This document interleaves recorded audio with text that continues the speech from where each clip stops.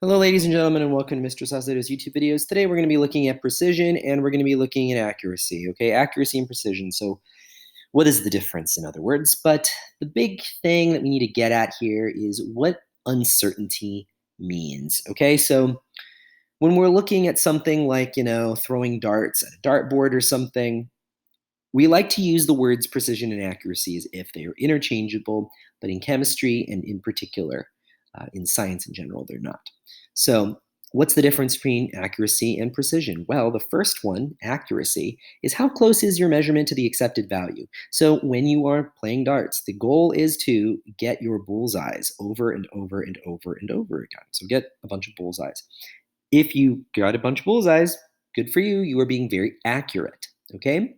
So you can gauge accuracy on how many bullseyes or how close you were to getting a bunch of bullseyes. Notice this one, there aren't any. This one, there's like maybe one. This one, at least you have three.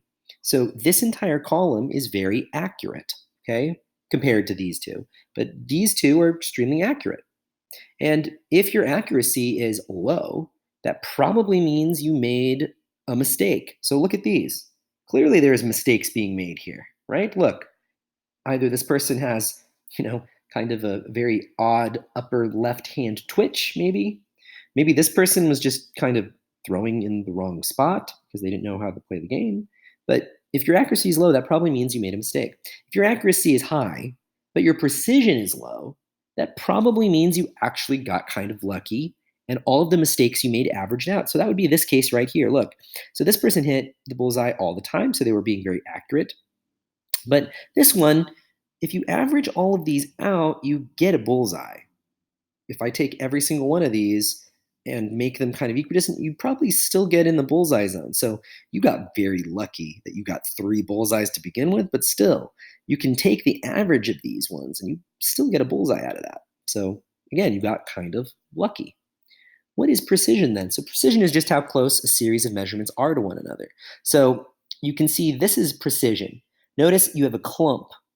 You have a clump in both cases of where all of the darts landed. So if your precision is low, that probably means you made a mistake or you weren't being careful. So this is low precision.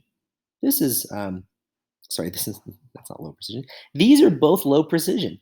Notice, again, you probably weren't being very careful. You probably made some mistakes.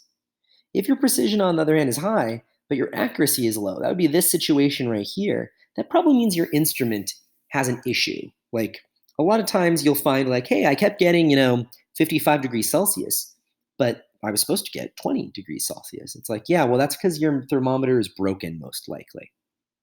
And that's the difference between precision and accuracy. Precision is how close your measurements are to one another.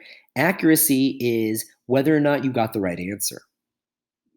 So, see, you missed class, man. Okay, so make sure you draw this as carefully and completely as possible when you're following along in your notes.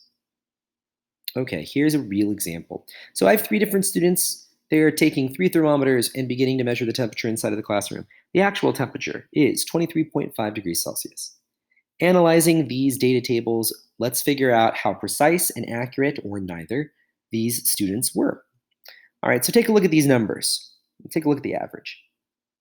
Do we think this is high or low precision and high and low accuracy? What do you think?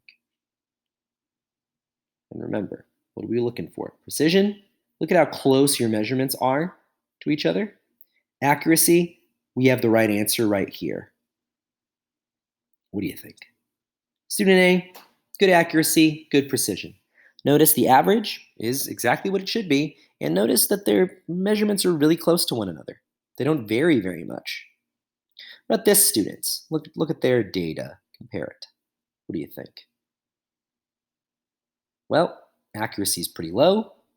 Precision's pretty high. Look, they must have a broken thermometer. They get the same results here, but it's nowhere near what it should be. What about student C? That is pretty bad. Low accuracy, low precision. Now, there is a quantitative way of, kind of looking at your accuracy, and that is when we look at your error. Error is the difference between your value and the correct answer. So when you look at your percent error, it looks at the error, but as a absolute value. So in other words, you can't really get a negative for that, and you're looking at percentage-wise how far apart you were from what the correct answer was. So here's the actual equation for it. Percent error, that is an absolute value bar. This is an absolute value bar. Experimental value minus the accepted value divided by the accepted value, and then you multiply it by 100. This is not a 1. This is not a 1. These are absolute value bars. You can't have a negative percent error. So here is our final example in the end of the notes. The student found the density of gold to be 18.5 grams per liter. The actual value is 19.3 grams per liter. What is that student's percent error? Let's set it up. What's the experimental value? Well, they got 18.5. What's the accepted value? 19.3. Accepted value, 19.3. Remember, this is absolute value. So 18.5 minus 19.3, that would be a negative answer, but I have absolute value bars, so no matter what, I'm going to get a positive one.